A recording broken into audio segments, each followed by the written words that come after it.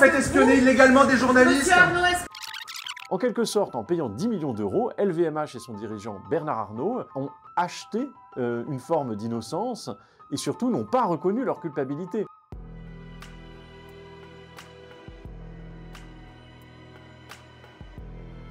Au tribunal judiciaire de Paris, Bernard Arnault, l'homme le plus riche de France, est venu témoigner dans un procès où il est question d'écoute, d'espionnage d'une rédaction. Ce procès, c'est le procès de Bernard Squarcini. Bernard Squarcini, c'est un nom que peu de gens connaissent. Pourtant, ça a été en quelque sorte le premier flic de France. Il était en charge des renseignements généraux du renseignement intérieur. Et il a lancé, à la suite de ses activités publiques, une carrière dans le privé, avec des services qu'il proposait dans les grandes sociétés du CAC 40.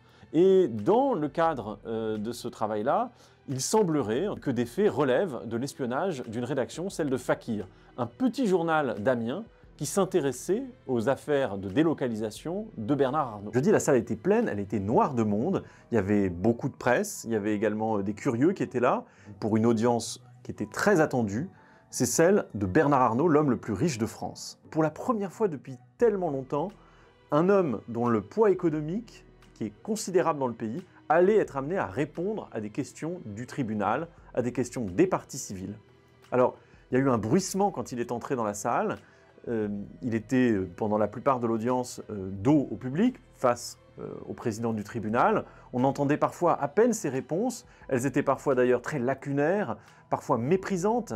Et ça, c'était très criant de voir de façon manifeste par les mots, par les expressions, à quel point il y avait un inconfort de la part de ce patron richissime à être dans cette salle et à devoir rendre des comptes. L'ambiance était électrique dans le tribunal. Il a essentiellement chargé, je dirais, de responsabilité son ancien numéro 2, aujourd'hui décédé.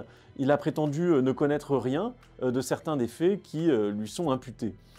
Pourquoi Bernard Arnault, aujourd'hui, ne figure pas parmi les prévenus? Parce qu'il a conclu avec sa société LVMH une convention judiciaire d'intérêt public, la CJIP. Pour Reporters sans frontières, tout ça c'est absolument aberrant, puisque les faits sont très graves. Les faits, c'est donc des acteurs du renseignement privé agissant sur l'ordre d'une multinationale qui vont écouter, espionner, suivre, photographier des journalistes dans leur activité professionnelle, mais aussi dans leur vie privée. Il va y avoir une infiltration par des agents troubles. Il va y avoir également potentiellement une atteinte au secret des sources et surtout une volonté de se procurer en avant-première les contenus journalistiques sur lesquels travaille la rédaction de Fakir. Donc la gravité des faits, et heureusement leur rareté en France, c'est quelque chose qui explique que j'ai été entendu au nom de Reporters sans frontières le 20 novembre dernier.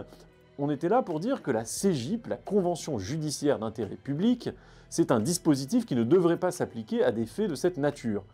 La CJIP, c'est un dispositif qui permet à une partie qui est sur le point d'être mise en accusation ou qui est mise en accusation, de conclure un accord avec la justice pour éviter la procédure. En quelque sorte, en payant 10 millions d'euros, LVMH et son dirigeant Bernard Arnault ont acheté une forme d'innocence et surtout n'ont pas reconnu leur culpabilité.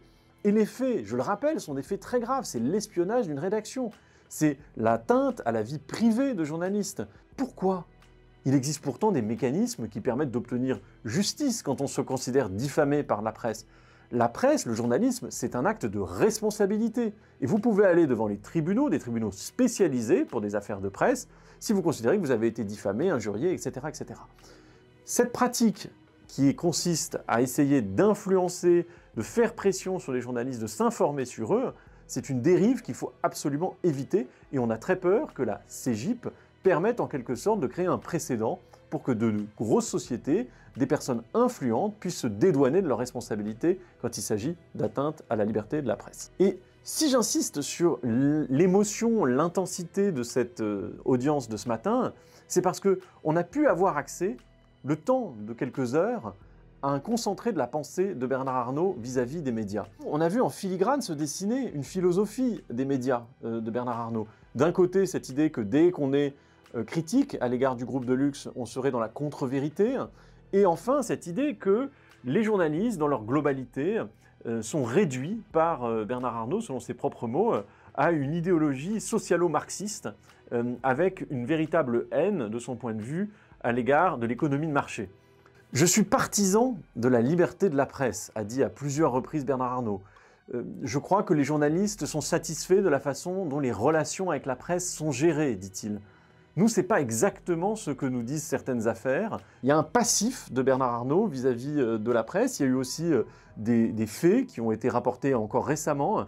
L'espionnage journaliste, les pressions sur la presse, elles existent réellement. Les consignes aussi qui sont données à ses collaborateurs pour ne pas parler à certains médias, elles ont été rendues publiques récemment par un article de presse. Il y a donc aujourd'hui des pratiques qui sont tout à fait inquiétantes de la part d'un groupe d'une telle importance économique. S'il ne nous appartient pas d'établir qui est responsable de quoi au sein de son groupe, ce qui est clair, c'est qu'en tant que dirigeant, en tant que mandataire social, il lui appartient de faire en sorte que les relations entre ces entreprises, ces dirigeants, ces équipes et la presse soient saines.